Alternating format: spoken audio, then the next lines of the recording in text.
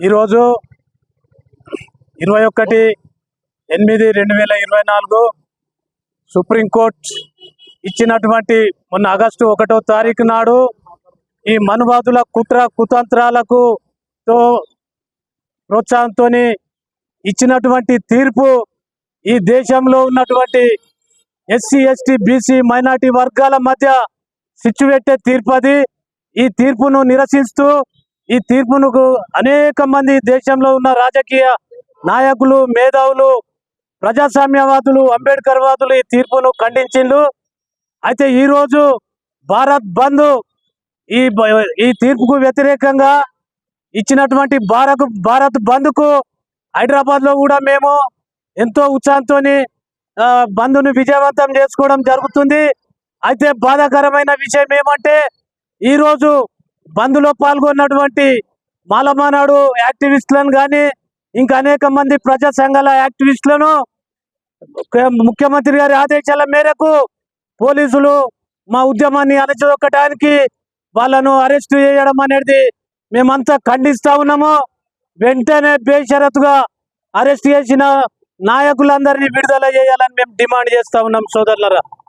ఎందుకంటే ఈ ఈ వర్గీకరణ అసలు కానే కాదు. క్రిమిలేయర్ అనేది కూడా అది ఓన్లీ వెనుకబడ్డ తరగతులకు వర్తిస్తుంది, కానీ అంటరానితనంకు వేల సంవత్సరాల నుంచి బలైనటువంటి జాతులకు ఈ క్రిమిలేయర్ అనేది వర్తించది.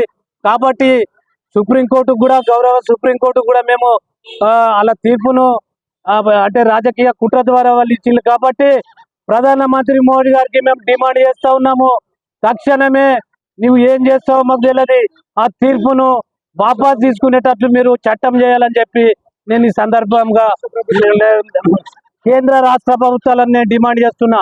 అదే విధంగా ఈ రాష్ట్ర ముఖ్యమంత్రి మొన్న అసెంబ్లీ నడిచేటప్పుడు అత్యుత్సాహంతో అక్కడ తీర్పు వెలువడంగానే మొట్టమొదటి దేశంలో ఉన్న రాష్ట్రాల కంటే అన్నిటికంటే ముందు నేనే చేస్తామనేది కూడా అది కరెక్ట్ కాదు.